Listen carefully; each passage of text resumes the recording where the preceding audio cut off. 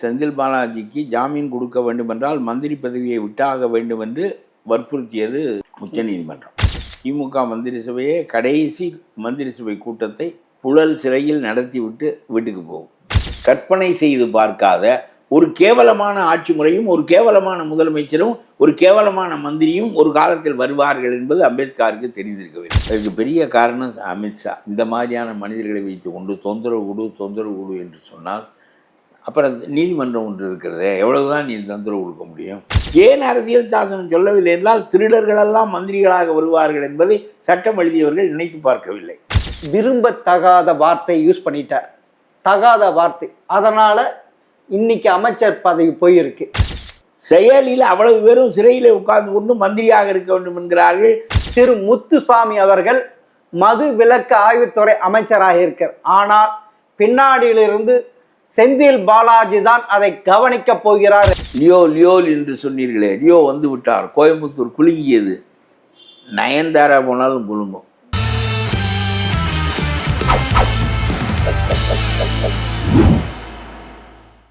GeM TV நேயர்களுக்கு வணக்கம். அரசியல் ஆடுகள பகுதியில் தமிழ்நாடு தன்னுரிமை கழக நிறுவனர் பழ கருப்பையாவை சந்திப்பவர்கள். வணக்கம் சார். சார், உங்கள் அரசியல் வரலாற்றில் இப்படி ஒரு அமைச்சரவை மாற்றம் தமிழகம் கண்டிருக்கா? அமைச்சரவை மாற்றங்கள் எல்லா காலங்களிலும் உள்ளவைதான். சில மந்திரிகள் வெளியேறுவார்கள், சில மந்திரிகள் உள்ளே வருவார்கள். ஆனால் இங்கே என்ன நடந்திருக்கிறது என்றால், அரசியல் சாசனம் தோற்கடிக்கப்படுகின்ற நிலையை நம்முடைய முதலமைச்சரும் நம்முடைய கவர்னரும் தங்கள் போக்கில் உண்டாக்கியிருக்கிறார்கள். எத்தனையோ பேர் ஆண்டார்கள் கருணாநிதியினுடைய ஆட்சி ஊழல். ஆனால் இப்படி என்ன இருந்தாலும் இவ்வளவு கேவலமான அரசியல் சாசனத்தின் போக்குகளை தோற்கடிக்கக்கூடிய ஒரு முறைமை கருணாநிதி காலத்திலோ ஜெயலலிதா காலத்திலோ பிற காலங்களிலோ கிடையாது. ஒரு மனிதன் அவருக்கு செந்தில் பாலாஜிக்கு ஜாமீன் கொடுக்க வேண்டுமென்றால் மந்திரி பதவியை விட்டாக வேண்டும் என்று வற்புறுத்தியது உச்சநீதிமன்றம். பிறகு அந்த கட்டாயத்தின் பேரில் அவர் விட்டிருக்கிறார்.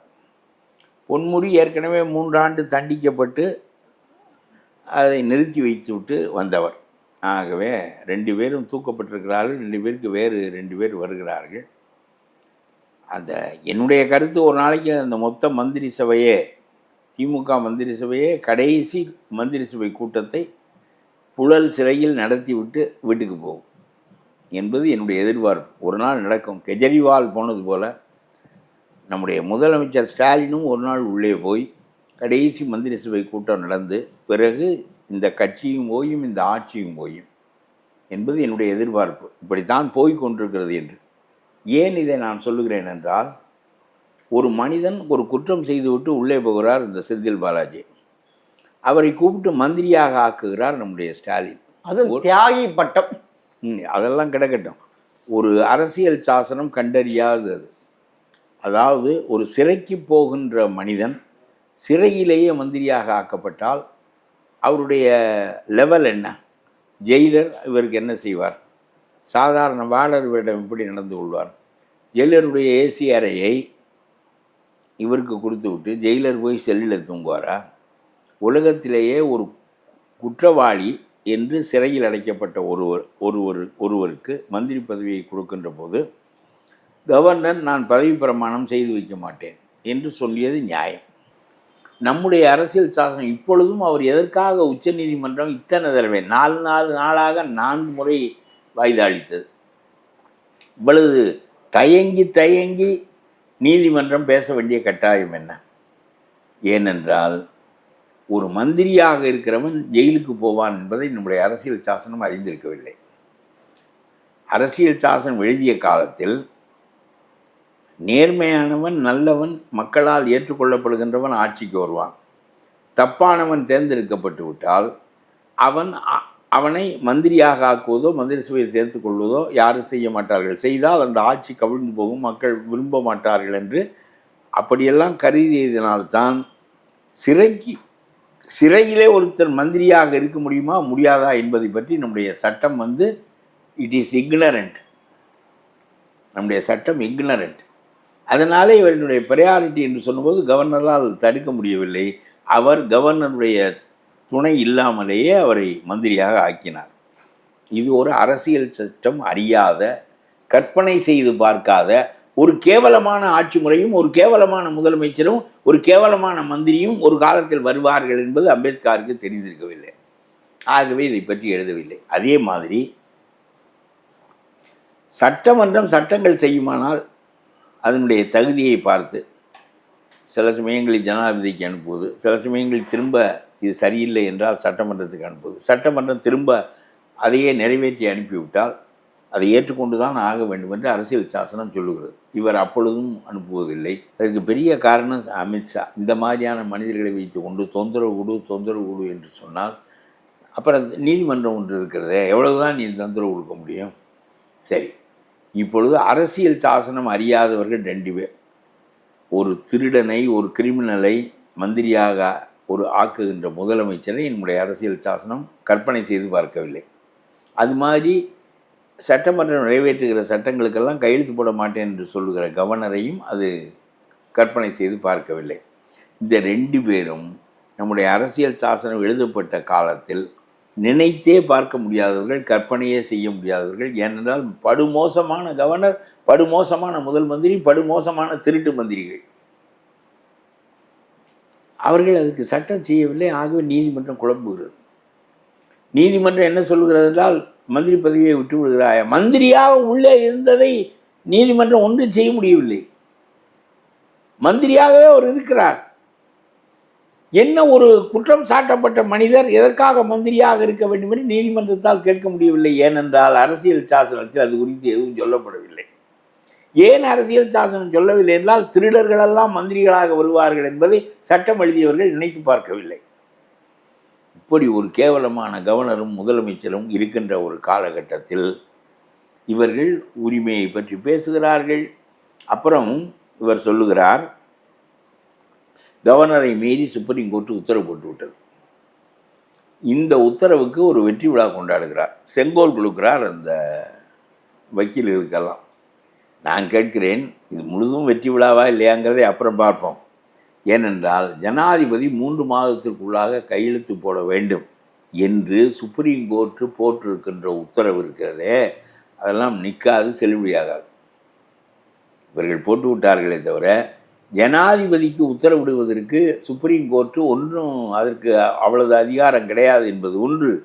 இன்னொன்று, இப்பொழுது இந்த மாதிரி ஒரு சட்டம் போட்டுவிட்ட காரணத்தினால் மீண்டும் பாராளுமன்றம் வேறொரு சட்டத்தை, அதாவது ஒரு ஜனாதிபதியை பார்த்து ஒரு குறிப்பிட்ட காலத்திற்குள் 3 மாதத்திற்குள் 2வது தேர்வு எழுத வேண்டும் என்று சொல்வது போல ஜனாதிபதிக்கு சொல்ல முடியாது என்று கருதித்தான் அரசியல் சாசனம் எழுதியவர்கள் ஜனாதிபதிக்கு உகந்த காலத்தில், உகந்த நிலையில் கையெழுத்திட வேண்டும் என்று சொல்லி அவ்வளவு பெருமைப்படுத்தி வைத்திருந்தது.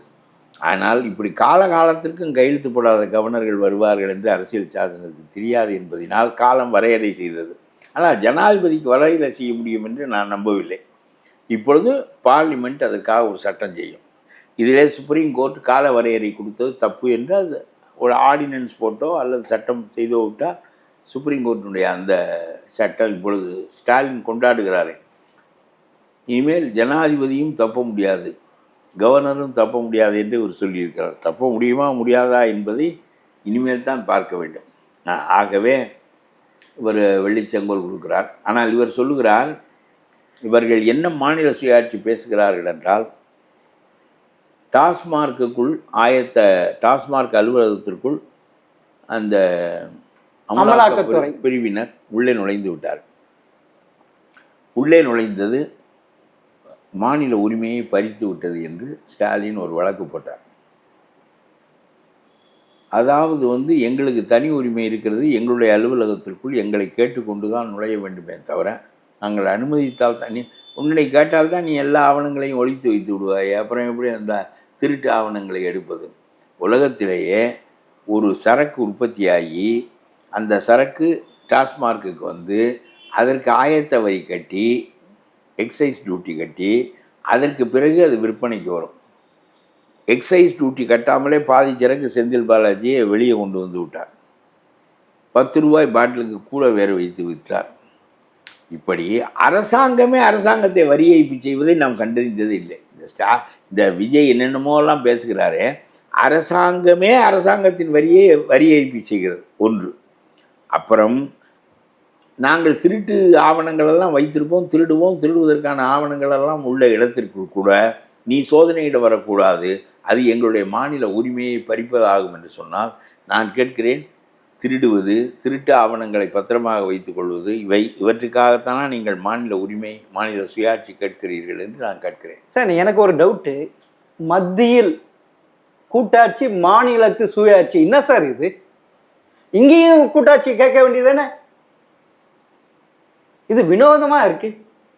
இல்லை, அதனுடைய பொருள் மாநிலங்களெல்லாம் சேர்ந்த கூட்டாட்சி மத்தியில் மாநிலம் தன்னுடைய உரிமைகளை இங்கே நிலைநாட்டி கொள்ள வேண்டும் என்பது ஆட்டானமஸ் ஸ்டேட் என்பதற்காக சொன்னது. இவர்கள் திருடுவதற்காக கேட்கிறார்கள். இவர்கள் எதற்காக டாஸ்மார்க் அலுவலகத்திற்குள் நுழையக்கூடாது என்று சொல்கிறார்கள் என்றால்,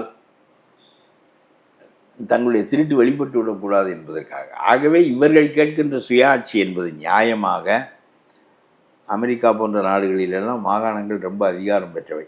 அது அடிப்படையில் நம்முடைய நாட்டிலும் மாகாணங்கள், அது வந்து யுனைடெட், இது அப்படி இல்லை, அது யுனைடெட் ஸ்டேட்ஸ் ஆஃப் இந்தியா. இதுவும் யுனைடெட் தான். ஆமாம், Bharat that is India, that is union of states. Union of states என்பதே மாநிலங்களின் ஒருங்கிணைப்பு. மாநிலங்களை ஏன் அன்றைக்கு குறைவான அதிகாரங்களோடு வைத்தார்கள் என்றால், ஒருவேளை இவர்கள் தனி நாடு கேட்பார்களே, ஆனால் பாகிஸ்தான் பிரிந்து போய்விட்டது, இனிமேல் ஒரு பிரிவினையை நம்முடைய நாடு தாங்காது. ஆகவே மாநிலங்களை கொஞ்சம் மூழ்கியாக்கி வைத்திருந்தார்கள். இல்லாவிட்டால் நான் சொல்லுகிறேன், ஒரு விஸ்வகர்மாவுக்கு என்ன செய்ய வேண்டும், ஒரு விவசாயிக்கு என்ன செய்ய வேண்டும் என்பது மோடியினுடைய வேலையாக இருக்கக்கூடாது. முப்படைகள், அயல்நாட்டு விவகாரங்கள், கரன்சி அடிப்பது, நாட்டினுடைய பொது நிதியை நிர்வகிப்பது, இவைதான் அவர்களின் வேலையாக இருந்திருக்க வேண்டும். ஆனால் அப்படியெல்லாம் இருந்திருந்தால் இவர்கள் அடித்து மூட்டை கணக்கில் அடிப்பார்கள். அது வேறு. நீதிமன்றம் கொட்டு வச்சு 2 அமைச்சர்கள் ராஜினாமா பண்ணி, இது எப்படியாவது நடந்திருக்கா? இல்லை, நடந்திருக்கு. ஆனா இவ்வளவு கேவலமா? இல்லை, எனக்கு நான் எதை கேவலம் என்று சொல்கிறேன் என்றால், கைதியாக உள்ளே போகின்ற ஒருவனை மந்திரியாக ஆக்குவது கண்டறியாதது. நான் என்ன சொல்லுகிறேன் என்றால், மந்திரிகளாக இருந்தவர்கள் சிறைக்கு போயிருக்கிறார்கள், அவர்கள் வெறும் ஆளாக போயிருக்கிறார்கள், தண்டிக்கப்பட்டிருக்கிறார்கள், என்ன இதெல்லாம் வேறு. ஆனால் ஒரு குற்றவாளி என்று சிறையிலே இருக்கிற ஒருத்தனை மந்திரியாக ஆக்குவது என்பது நம்முடைய அரசியல் சாசனத்துக்கு தெரியாதது. அதனாலே தான் இவரை மந்திரியாக வைத்திருந்த போது நீதிமன்றம் அமைதி காக்க வேண்டிய கட்டாயம் ஏற்பட்டது. நீதிமன்றம் என்ன சொல்ல வேண்டும், அவன் குற்றவாளி, அவனை நீ மந்திரியாக வைத்திருந்தால் அவனுக்கு ஒரு ஸ்டேட்டஸ் கொடுத்தா என்றால் அவனை எப்படி ஒரு சிறை எப்படி அவனை நடத்துவது? சிறை என்பது எல்லாருடைய உரிமையும் கட்டுப்படுத்துகின்ற இடம். நாம் இப்பொழுது சுதந்திரமாக இருக்கிறோம், சிறைக்கு போனால் நாம் கட்டுப்படுத்தப்படுவோம், அறைக்குள் அடைக்கப்படுவோம், நம்முடைய சுதந்திரம் பாதிக்கப்படும். அது அந்த மாதிரி இடத்தில் மந்திரியாக ஒரு மனிதனை ஆக்கினால் அது நம்முடைய அரசியல் சாசனம் கண்டறியாதது. நான் முதல்ல சொன்னதை நீங்கள் கவனிக்கவில்லை. கவர்னரை போல எதற்கும் நான் கையெழுத்து போட மாட்டேன் என்று சொல்வதும் கண்டறியாதது. நம்முடைய அரசியல் சாசனம் கண்டறியாது. ஆகவே இப்பொழுது அரசியல் சாசன சிக்கல் ஏற்பட்டு பாராளுமன்றம் அதை எதிர்கொண்டிருக்கிறது. ஜனாதிபதிக்கும் காலவரம்பு நிர்ணயிக்க முடியுமா என்று. இப்படி நாடு அறியாத, சுதந்திரம் அடைந்து 75 ஆண்டுகளும் நம்முடைய அரசியல் நடைமுறை அறியாத கேவலமான ஆட்சி ஸ்டாலினுடைய ஆட்சி, கேவலமான கவர்னர் முறை ரவியினுடைய கவர்னர் முறை.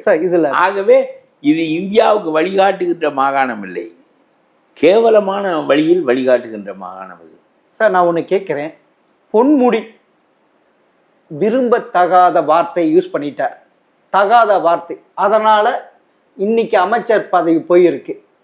அப்படி இருக்க உதயநிதியும் இப்படி ஒரு சொல்லியிருக்கிறார். அதாவது சசிகலாவின் காலில் நுழைந்து எடப்பாடி முதல்வர் பதவி பெற்ற, அப்பன்னா உதயநிதியும் அமைச்சராக இருக்க தகுதி இருக்கா? வழக்கு போடலாம், எனக்கு தெரியல. இல்ல அவரையும் இது செஞ்சு இருக்குல்ல, தெரியவில்லை. அவர் என்ன சொன்னார் என்று எனக்கு தெரியாது. இல்ல இப்படி பேசியிருக்காரு, என்ன பேசினார் என்று. இதெல்லாம் கேவலமான கூட்டம். அது எப்படி இது ஏங்க எனும் வாயால் இவர்கள் என்ன பேசினால் என்ன? செயலில் அவ்வளவு பேரும் சிறையில் உட்கார்ந்து கொண்டு மந்திரியாக இருக்க வேண்டும் என்கிறார்கள். எல்லா அரசு அலுவலகத்திற்குள் நாங்கள் டாஸ்மார்க்கில் கொள்ளையடித்து விட்டு வைத்திருப்போம், இந்த ஆவணங்களை எல்லாம் வந்து எடுக்கக்கூடாது என்கிறார்கள். வாயால் ஒருத்தன் சொல்லுகிறான், தெருவிலை போகிறான். வாயால் சொல்வதனால் ஏற்படுகின்ற பாதிப்பை விட அவர்களுடைய செயலால் நாட்டுக்கு ஏற்படுகின்ற பாதிப்பு மிகுதி. ஆகவே இந்த பொன்முடி ஏற்கனவே 3 ஆண்டு சிறை தண்டனை பெற்றவர். இப்பொழுது மந்திரியை இழந்து தொலைத்து விட்டு இனிமேல் சிறைக்கு போக போகிறார். அவருடைய மனைவியையும் கூட்டி கொண்டு போகிறார். இதுதான் ரொம்ப கொடுமை. அந்த அம்மா என்ன குற்றம் செய்தார்கள் அது ஒரு பக்கம் இருக்கட்டும். இப்பொழுது நான் சொல்வது, அரசியல் சாசனத்தையே இந்த அரசாங்கம் முறியடித்து விட்டது. அரசியல் சாசனம் அறியாத குற்றங்கள் எல்லாம் தமிழ்நாட்டில் நடக்கின்றன என்று நான் சொல்லுகின்றேன். சார், நீங்க சொல்ற அதே அரசியல் சாசனுக்கு முரணாக நடைபெற போகிறது. அதாவது இப்போது திரு முத்துசாமி அவர்கள் மது விலக்கு ஆய்வுத்துறை அமைச்சராக இருக்கிறார். ஆனால் பின்னாடியிலிருந்து செந்தில் பாலாஜி தான் அதை கவனிக்க போகிறார் என்கிறார். அது எப்படி? சரி, அதெல்லாம் அதுவும் அரசியல் சாசனம் முரணானது தானே சார்? எங்க அரசியல் சாசனம்லாம் இவர்களால் கிழித்தெறியப்பட்டு விட்டது. உனக்கு அதிகாரத்தை பரவலாக கொடுப்பது என்பது நீ திருட்டுத்தனம் பண்ணுவதற்கும் அந்த ஆவணங்களை பத்திரப்படுத்தி வைத்துக் கொள்வதற்கும் அந்த ஆவணங்களை யாரும் தேடி வந்து கதவை உடைத்து பார்க்கக்கூடாது என்பதற்கும் தான் மாநில சுயாட்சியா என்று கேட்கிறேன். உங்களுடைய திருட்டுத்தனங்களை காப்பாற்றுவதற்காகத்தான் மாநில சுயாட்சியா? இந்த PS ராமன் பேசுகிறாரே, ஒரு பிராமணன் அருமையான குடும்பத்தில் பிறந்த ஆள். இந்த அசுரர்களுக்கும் தேவ உருவாக பிராமணர்கள் தான் இருப்பார்கள், தேவர்களுக்கும் இருப்பார்கள், அசுரர்களுக்கும் இருப்பார்கள். அதுபோல் இந்த ஒரு பிராமண குடும்பத்திலிருந்து போய் இந்த அசுர கூட்டத்திற்கு வக்கீலாக இருக்கிறார்கள். மாநில உரிமை பறிபோய்விட்டது என்று பேசுகிறார். கடைசியிலே அந்த வழக்கு நிற்கவில்லை. 2022ஆம் ஆண்டு துரைமுருகனின் மீது ஊழல் வழக்கு போடப்படுகிறது. அவருடைய ஆட்சி காலத்தில் உழட்டப்படுகிறது. அதிமுக ஆட்சி காலத்தில் புதுப்பிக்கப்படுகிறது. மீண்டும் அந்த வழக்கு புரள் சாட்சிகளால் அழிக்கப்படுகிறது. இப்படியே 20 வருஷம் நடந்து அவர் நிரபராதி என்று ஆகிவிட்டார். உயர்நீதிமன்றம் கூப்பிட்டு இப்படியெல்லாம் மோசமாக வழக்குகள் நடக்கக்கூடாது, அவருடைய வழக்கை ஆரம்பத்திலிருந்து நடத்தி 6 மாதத்திற்கு முடிவு சொல்லி என்று நீதிமன்றம் சொல்லியிருக்கிறது. நான் கேட்கிறேன், 2022 எங்கே, 2025 எங்கே? 23 ஆண்டுகள் கழித்து மறுபடியும் கீழ்நிலைக்கு போய் விசாரணை நடைபெறுகிறது என்று சொன்னால் நம்முடைய நீதியால் எந்த மனிதனும் சாவதற்குள் தண்டிக்க முடியாது சார். இப்போ கேளுங்க, இது ஆவண்ணா ராஜா 1,70,70,000 கோடி அடித்தார். அவருடைய துணையாக இருந்தவர் கனிமொழி. 2 பேரும் டில்லி ஜிகார் சிறைச்சாலையில் இருந்தார்கள். அந்த வழக்கு அடுத்தடுத்து நடத்தப்பட வேண்டாமா? 15 ஆண்டுகள் ஆகிவிட்டது. 2013 அவர்கள் அடித்து 12-13 ஆண்டுகள் ஆன பிறகு இன்னமும் 2வது கோர்ட்லேயே நிற்கிறது. இன்னும் பல கோர்ட்டுகளுக்கு அவர் நிரபராதி சார். இப்ப பெருமையாக சொல்லுகிறார். ஐயோ, அந்த வழக்கை தானே தெருவில் போறார். மறுபடியும் இந்த வழக்கு ஒரு கோர்ட்டு தண்டிக்கிறது, ஒரு கோர்ட்டு விடுதலை செய்கிறது. இருக்கட்டும், 2வது கோர்ட்லேயே இருக்கிறது. அப்புறம் உயர்நீதிமன்றத்திற்கு போய் அப்புறம் உச்ச நீதிமன்றத்திற்கு போவதற்குள் ஆவண்ணா ராஜா இருக்க மாட்டார், கனிமொழி இருக்க மாட்டார், தீர்ப்பு சொல்ல வேண்டிய நீதிபதிகள் இவர்களெல்லாம் இருக்க மாட்டார்கள். இந்த துரைமுருகன் வழக்கு 25 ஆண்டுகளுக்கு பிறகு முதலிலிருந்து ஆரம்பிக்கிறது. எல்லா மந்திரிகளின் மீதும் வழக்கு இருக்கிறது. இங்கே பாருங்கள், எல்லா வழக்குகளும் விடுதலையாகி, செந்தில் பாலாஜி வழக்கு வரையிலும் விடுதலையாகி மீண்டும் அந்த வழக்கு திறக்கப்பட்டு சுப்ரீம் கோர்ட்டால் உத்தரவிடப்பட்டு திறக்கப்பட்டு நடக்கிறது. 25 ஆண்டுகள் 30 ஆண்டுகளுக்கு பிறகு திறக்கப்பட்டு அப்புறம் ஒரு 25 ஆண்டுகள் நடந்து குற்றவாளி உயிரோடு இருக்க மாட்டான். நீதிமன்றம் அவர்களை தண்டிக்க 6 அமைச்சர்கள் அதே மாதிரி நடந்திருக்க சார். ஐயோ, நான் சொல்வது துரைமுருகன் மாத்திரம் இல்லை, நான் என்ன சொல்ல வருகிறேன் என்று உங்களுக்கு தெரியவில்லை. நீதித்துறை இவ்வளவு சவச்சவென்று ஒரு 25 ஆண்டுகள் 30 ஆண்டுகளுக்கு அரசு பொறுப்பு வகிக்கின்றவர்களை நான் சொல்கிறேன், சாதாரண வீட்டில் ஒரு நீதிபதியினுடைய வீட்டில் கட்டுக்கட்டாக பணம் எரிந்து கிடக்கிறது, பாதி ரூபாய் மீட்கப்பட்டு விட்டது. அந்த நீதிபதியை நம்முடைய சுப்ரீம் கோர்ட்டால் தண்டிக்க முடியவில்லை, விசாரிக்க முடியவில்லை. அவரை கூப்பிட்டு அலகாபாத்துக்கு மாற்றுகிறார்கள். அலகாபாத்தில் இருக்கிறவன் இந்த ஊழல் நீதிபதியை என்னுடைய மாநிலத்திற்கு அனுப்பாதே இருக்கிறான். இப்பொழுது அவர் திரிசங்கு சொர்க்கத்தில் வைக்கப்பட்டிருக்கிறார். நான் கேட்கிறேன், ஒரு நீதிபதி தவறு என்றால் இம்பீச்மெண்ட் என்ற முறை இருக்கிறது. பாராளுமன்றத்தில் இம்பீச்மெண்ட் வந்து அவனை வெளியே 3/2 பகுதி இம்பீச்மெண்ட்டுக்கு பரிந்துரைக்கலாம். நம்முடைய சுப்ரீம் கோர்ட் பரிந்துரைக்கவில்லை, அதுவே விசாரிக்கலாம், விசாரித்து அவரை தண்டிக்கலாம், செய்யவில்லை. நான் கேட்கிறேன், ஒரு நீதிபதி நீதிக்கு மேலானவரா, சட்டத்திற்கு மேலானவரா? நம்முடைய முதலமைச்சர்கள் மேலானவர்களாக இருக்கிறார். மேலானவர்கள் என்று சட்டத்திலே இல்லை, நடைமுறையிலே இவர்களை யாரும் தண்டிக்கப்படுகின்ற நிலையே இந்திய அரசியலில் இல்லை. ஆகவே யாரும், எனக்கு தெரியும், இந்த சவுத்தாலா தான் ஜெயிலுக்கு போயிட்டு வந்தார். ராஜஸ்தானில் சௌத்தாலா இருக்கிறாரு, அவர் போயிட்டு வந்தார், சசிகலா போயிட்டு வந்தார். இது இதை தவிர ஹரியானா. இப்பொழுது சாதாரணமான அரசியல்வாதிகள் இங்கே வந்து செய்வதற்கு ஒன்றுமில்லை. மிகச்சிறந்த அரசியல்வாதிகள் இந்த முறையை மாற்றம் செய்ய வேண்டும் என்கின்ற அளவிற்கு மக்களிடம் கொண்டு செல்ல வேண்டும். இல்லாவிட்டால் இந்த ஆட்சி முறை தான் மீண்டும் ஸ்டாலின் வந்து இதை என்ன செய்திருக்க வேண்டியது தெரியுமா? சிபிஎம் விவரமான கட்சி. இந்த சிபிஎம்ஐ விடுங்கள், விலை போய்விடும். சிபிஎம் எல்லாம் இந்த முத்தரசெல்லாம் ஒத்துதுற நாயனத்தை கீழே வைப்பதே இல்லை. இந்த சிபிஎம் போன்ற கட்சிகள் எல்லாம் நாட்டினுடைய இந்த அவலங்களை, அதாவது ஜட்ஜிகள் எல்லாம் ஊழல் செய்தால் நீதிக்கு அப்பாற்பட்டவர்களா, முதலமைச்சர்கள் ஊழல் செய்கிறார்கள், கவர்னர்கள் பிழை புரிகிறார்கள், இவர்களெல்லாம் சட்டத்தை விட்டு தப்பி நிற்கிறார்கள், 30 ஆண்டுகளுக்கு வழக்குகள் முடிவதில்லை, அவர்களெல்லாம் சுதந்திரமாக மீண்டும் மீண்டும் எம்பிக்களாகிறார்கள், சட்டம் செய்கிறவர்களாக ஆகிறார்கள். ஆகவே இதை ஒழுங்குபடுத்துவதற்குரிய மாற்றத்தை நாம் அரசியல் சட்டத்தில் கொண்டு வர வேண்டும். அரசியல்வாதிகளை கண்டிப்பதற்கு தனி நீதிமன்றங்களை வைத்திருப்பது போல வேகப்படுத்தி முடிக்க வேண்டும். இப்படி அவர்கள் சட்டத்தின்படியிலிருந்து எல்லாரும் தப்பி வந்து விடுகிறார்கள். துரைமுருகன் தப்பி வந்தால் மீண்டும் வழக்கு திறக்கப்படுகிறது. நம்முடைய இவர் பன்னீர்செல்வம் தப்பி வந்து விட்டார், வழக்கு மீண்டும் அப்புறம் என்ன, தங்கம் தென்னரசு, எல்லாருடைய வழக்குகளும் திறக்கப்படுகின்றன. நான் கேட்கிறேன், அப்படி என்ன உங்களுடைய நீதிமன்றம் 25 ஆண்டுகள் கழித்து திறந்து பிறகு இன்னொரு 25 ஆண்டுகள் நடந்தால் எவனாவது உங்களுடைய சட்டத்திற்கு பயப்படுவானா? சார் கருணாநிதி இல்லாத இல்ல சார், ஒண்ணு கருணாநிதி இல்லாத தைரியம் ஸ்டாலின் இருக்கு சார். பொன்முடியை கட்சி பதவியிலிருந்து எடுத்துட்டார், அமைச்சர் இந்த பதவியில தைரியமானவர் தான். அப்படி இருக்குது இல்லை சார்? அதெல்லாம் கிடையாதுங்க. 1-2 இருக்கும். நான் சொல்றேன் ஜுடிஷியல் ஃபெயிலியர். அதனாலே தான் அவர் கவர்மெண்ட் இஸ் டோட்டலி கரப்ட். அவர் கவர்மெண்ட் இஸ் டோட்டலி கரப்ட். யார் who is to punish them? Judiciary. ஜுடிஷியரியுடைய நிலைமை தான் சார். இன்னும் 1 வருஷம் இருக்க போகுது சார் இந்த ஆட்சி. நான் என்ன சொல்றேன், அதுக்கு பதில் விட்டுறேன். ஜுடிஷியரி வந்து டூத்லெஸ்ஸாக, அரசியல்வாதிகளை பொறுத்தவரையிலும் 25 ஆண்டுகளுக்கு 30 ஆண்டுகளுக்கு வழக்கு நடந்து மீண்டும் திறக்கப்பட்டு அவர் துரைமுருகன் இன்னொரு 15 ஆண்டுகள் நடக்கின்ற போது அந்த வழக்கை அவர் சந்திப்பதற்கு என்ன செய்வார்? அப்புறம் யார் தான் குறைந்த வயதுடையவர்கள்? யாரை நீங்கள் தண்டிக்க போகிறீர்கள்? உங்களுடைய சட்டம் அடுத்தடுத்து அப்பீல்களுக்கு போய் கொண்டே இருப்பார்கள். அப்புறம் ஏதாவது ஒரு கோர்ட்டை மடக்குகிறார்கள். 6 மாதம் கெடுவு கொடுத்துருக்காங்க சார் ஒருத்தருக்கும். நான் இப்போ என்ன சொல்கிறேன்னு சொல்லுங்க நீங்கள். இல்லை இந்த நம்முடைய ஜுடிஷியரி அரசியல்வாதிகளை தண்டிப்பதற்கு போதுமானதாக இருந்தால் பொலிட்டிக்கல் சிஸ்டத்தில் கரப்ஷன் என்பது இல்லாமல் போயிருக்கும். நம்முடைய நீதிமன்ற அமைப்புகள் தேவைக்கு மீறிய காலங்கள், தேவைக்கு மீறிய ஸ்டேய்கள், தேவைக்கு மீறிய விசாரணைகள், கால ஒத்திவைப்புகள், நீதிபதிகளின் எண்ணிக்கை குறைவு, குற்றவாளிகளின் எண்ணிக்கை கூடுதல், அரசாங்கத்தில் உள்ளவர்களுடைய செல்வாக்கு, இவற்றின் காரணமாக அவர் சிஸ்டம் ஹேஸ் ஃபெயில்டு என்பது என்னுடைய கருத்து. ஸோ நீங்கள் சொல்கிறீங்க அரசியல்வாதி மேலே தப்பு இல்லை, நீதிமன்றங்கள் தான். அரசியல்வாதி மேலே தப்பில்லை என்று சொல்லவில்லை. தப்பானவனை கடிப்பதற்கு நம்முடைய நீதி அமைப்புக்கு போதுமான பல் இல்லை, அதிகாரம் இல்லை. அதிகாரமெல்லாம் இருக்கிறது, இப்படியே தள்ளிக்கொண்டே போகிறது இந்த அமைப்பு கீழே. அப்புறம் திரும்ப திரும்ப திரும்ப எல்லாரும் விடுதலையாகி வெளியே வருகிறார்கள். அப்புறம் என்ன இருக்கிறது? இந்த துரைமுருகன் வெளியே வருகிறார், பன்னீர்செல்வம் வெளியே வருகிறார், பொன்முடி பலவற்றில் வெளியே வந்தார், எல்லாவற்றிலும் வெளியே வருகிறார்கள். அப்புறம் மீண்டும் விசாரி என்ன இதுவே நடந்து கொண்டிருக்கிறது. நம்முடைய வாழ்நாள் முழுவதும் அவர்களின் மீதே திரும்ப திரும்ப வழக்கு, அவர்கள் உள்ளே போவது வெளியே வருவது, எந்த ஒரு உணர்ச்சியும் இல்லாமல் போய்விட்டார்கள் மந்திரிகள், எந்த அச்சமும் இல்லாமல் போய்விட்டார்கள். உணர்ச்சி இல்லாமல் இல்லை, எந்த அச்சமும் இல்லாமல் போய்விட்டார்கள். வெளிப்படையாக லஞ்சம் வாங்குகிறார்கள், வெளிப்படையாக அவர்களின் மீது குற்றம் சாட்டப்படுகின்ற போது அவர்கள் ஒன்றுக்கும் அஞ்சுவதில்லை. கொள்ளையும் அடிக்கிறாங்க, வெளிப்படையாக அஞ்சுவதில்லை. ஏன் அஞ்சுவதில்லை என்றால், ஒரு நாள் பிடிபட்டு விட்டால் நீதிமன்றம் நம்மை தண்டித்து விடும், சிறையிலே வாழ்நாளை கழிக்க வேண்டியது இருக்கும் என்று அவர்கள் அஞ்சுவதில்லை.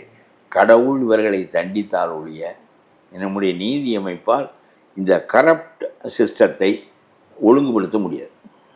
இது என்னுடைய கருத்து. அதனால தான் ஒரு நீதிபதியை பற்றி பாராமுகமாக இருக்கிறார்கள்.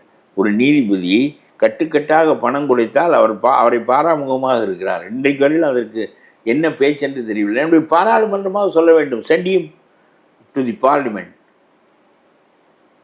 இம்பீச்மெண்ட் நடவடிக்கை எடுக்கிறோம் என்று நம்முடைய அரசாங்கம் சொல்ல மறுக்கிறது.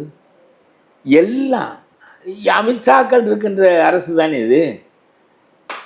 நான் சொல்லுகிறேன், மோடி ஆனஸ்ட் மேன் தான். மோடி பணம் சேர்ப்பதாக நான் சொல்லவில்லை. உங்களுடைய கட்சி சேர்க்கிறதே. அண்ணாமலை என்பவருடைய தலைமையை உருவாக்குவதற்கு 2000 கோடி செலவு செய்யப்படுகிறதே. எங்கே இருந்து வந்து அந்த பணமெல்லாம்? கார்ப்பரேட்டுகள் இருந்து. அப்புறம் கார்ப்பரேட்டுகள் தவறு செய்வார்கள்.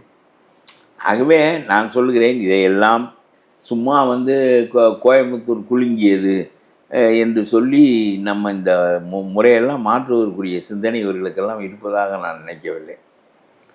விஜய்க்கு போகிறார், இவர் சொல்லுகிறார், லியோ லியோ என்றீர்களே, இந்த அவர் பேர் என்ன, இந்த மார்ட்டின் மருமகன் பேசுகிறார், அர்ஜுன் யாதவ். ஆமாம், அவர் பேசுகிறார். லியோ லியோ என்று சொன்னீர்களே, லியோ வந்து விட்டார், கோயம்புத்தூர் குலுங்கியது. நயன்தாரா போனாலும் குலுங்கும். நான் சொல்லுவேன், நயன்தாரா ஒரு நாளைக்கு ஊர்வலம் விடுங்கள் கோயம்புத்தூரில். சிம்ரன் ஒரு முறை வந்தார் தேர்தலுக்கு. ஜெயலலிதா சிம்ரனை பிரச்சாரத்துக்கு அனுப்பினார். ஒரு கூட்டத்திற்கு 1 லட்சம் ரூபாய் கொடுத்தார்கள் அதிமுகவில். 2 நிமிஷம்தான் பேசுவார், 2 விரலை காட்டுவார். அம்மா ரொம்ப சிறந்தவர்கள், அம்மாவுக்கு ஓட்டளியுங்கள் என்று அவர் சொல்வதற்கு 1 லட்சம் ரூபாய் ஒரு கூட்டத்திற்கு. ஒரு நாளைக்கு ஒரு 20 கூட்டத்திற்கு போவார். 20 லட்சம் ரூபாய். வரும் பாருங்கள் சிம்ரனை பார்ப்பதற்கு. மத்தியானம் 2 மணிக்கு காரைக்குடியில் சிம்ரன் வரப்போகிறார் என்று சொன்னார்கள். 2 மணிக்கு அவ்வளவு பேரும் பொட்டலில் வந்து மொட்டை வெயிலில் நிற்கிறார்கள் சிம்ரனுக்கு. அப்பனா விஜய்க்கு வந்தது, விஜய்க்கு சிம்ரனுக்கு வரும் என்றால் இன்றைக்கு ரொம்ப பாப்புலர் விஜய். அது மாதிரி நயன்தாராவை விட்டு பாருங்கள், விஜய் விட அதிகமாக வரும்ன்றீங்க. எல்லா ஆம்பளையும் அங்கே தான் நிற்பான். நீங்கள் அன்றைக்கு இது எடுக்க மாட்டிய, பேட்டி எடுக்க மாட்டிய. ஓ, நீங்களே நயன்தாரா கூட்டத்தை. விஜய்க்கு வந்த கூட்டமும் அப்படிதான், எல்லாம் இப்படி தான். இந்த மக்களுக்கு எல்லாம் வேடிக்கை பொருள், ஒருவருக்கும் சீரியஸ்னஸ் கிடையாது. இந்த நாட்டில் ஒரு 20 ஆண்டு 25 ஆண்டு காமராஜர், ராஜாஜி போன்றவர்கள் நீதிமன்றங்களில் மிகச்சிறந்த நீதிபதிகள் என்றெல்லாம் இருந்த காலம் போய் இப்பொழுது டோட்டல் சொசைட்டி இஸ் கரப்ட். எல்லாரும் இந்த சொசைட்டியிலிருந்து வருகிறார்கள். ஆனால் இந்த சொசைட்டியை யார் உருவாக்குகிறார்கள் என்றால் best leaders create the society. Best leaders இங்கே இல்லை. ராஜாஜி மாதிரி, காமராஜர் மாதிரி, காந்தி மாதிரி, ஜெயபிரகாஷ் நாராயணன் மாதிரி உயர்ந்ததை சொல்லி அந்த மக்களை அரசியலில் நெறிப்படுத்தவும் நெறி சார்ந்த அரசியலை வளர்க்கவுமான தலைவர்கள் இல்லை. யார் தலைவர்? ஸ்டாலின். அப்புறம் அதுக்கு தகுந்தது தானே எதிர்கட்சி இருக்கும்.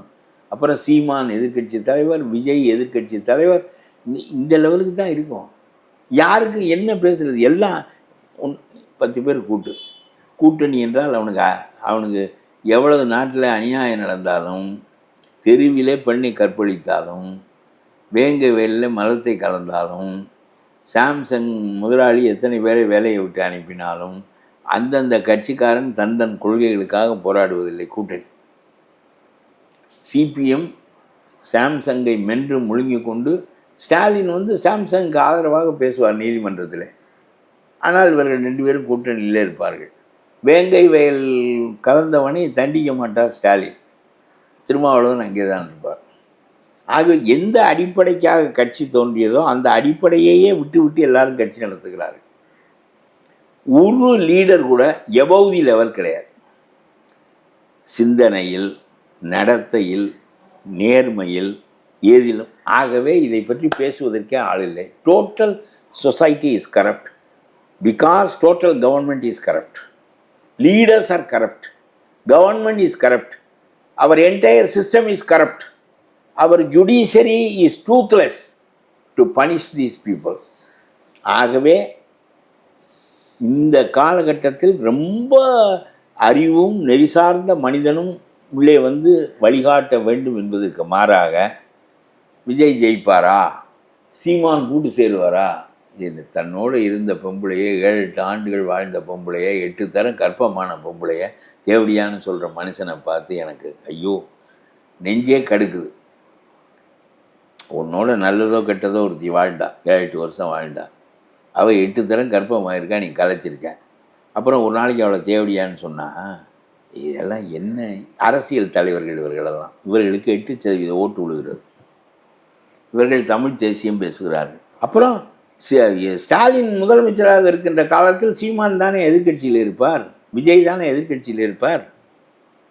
நம்முடைய கூட்டணி கட்சிகள் பழைய கால ஐடியாலஜிக்கல் பார்ட்டிஸ் அவையெல்லாம் ஊமையாக போய்விட்டனவே. எந்த கட்சியும் பேசுவதே இல்லையே. நாம் தானே இன்றைக்கு இந்த நான் பார்க்கின்ற கோணம் வேறு, இவர்கள் பார்க்கின்ற கோணம் வேறு. This government is corrupt, it should be remove from power என்று சொல்வது சாதாரணமானது. அது கருணாநிதி கவர்மெண்ட் கூட கரப்டாக இருந்தது. நாம் அறியாத அளவுக்கு கொடூரமான அரசாக ஸ்டாலின் அரசு இருக்கிறது. ஏனென்றால் ஒரு கொடூரமான குற்றவாளியை மந்திரியாக ஆக்குவேன் என்று சொல்லுகின்ற அளவிற்கு எந்த ஒழுக்கமும் இல்லாத அரசு, எந்த நேர்மையும் இல்லாத அரசு. இதை நீதிமன்றங்கள் நேர்மையானவர்களால் வகுக்கப்பட்ட அரசியல் சட்டங்களில் இதற்கு பதில் இல்லை. RN ரவிக்கு பதில் இல்லை, ஸ்டாலினுக்கு பதில் இல்லை. இவர்களெல்லாம் ஏதாவது ஒன்றை பேசிக்கொண்டு இந்த அரசியல் எங்கே போய் நிற்கப் போகுதோ எனக்கு தெரியவில்லை. ஆனால் அரிஸ்டாட்டில் ஒன்று சொல்லுகிறான், ரொம்ப மோசமாக அரசியல் போய்விட்டால் வலிமையானவன் ஒருத்தன் தலை தூக்கி அத்தாரிட்டேரியனிசம் வந்துவிடும் என்று சொல்லுகிறான். அது இராணுவத்திலிருந்து வரும், மற்றவற்றிலிருந்து வரும், எதிலிருந்து வேண்டுமானால் வரும். ஆனால் rotten democracy will lead to authoritarianism. A dictator will emerge with a whip. உடனே people எல்லாம் they will clap and welcome him. அப்படி ஒரு நிலைமை அரிஸ்டாட்டில் சொல்லுகிறான். அது அரிஸ்டாட்டில் சொன்ன மாதிரி அப்படி ஒரு நிலைமை இந்தியாவில் மாறுவதற்கு தகுதியாக தமிழகத்தில் இருக்கு. தமிழகத்தில் இருக்கிறது 100%. மாறுவதற்கு ஒரு நிலை ஏற்படவில்லை என்றால் இது அரசியலே வெறுத்து போகின்ற நிலைமைக்கு வரும். சரி சார், பார்க்கலாம் சார். நீங்க சொல்ற மாதிரி பொறுத்திருந்து பார்ப்போம். நான் தான் ஒரு வார்த்தை சொல்லியிருக்கிறேனே, கடைசி மந்திரி சபை ஸ்டாலினுடைய தலைமையில் புழல் சிறையில் நடக்கும். அதோடு திமுக ஆட்சி முடியும். நீதி கட்சி அழிந்தது போல் அழியும். சரி சார், பார்க்கலாம் சார். மீண்டும் சந்திக்கலாம் சார்.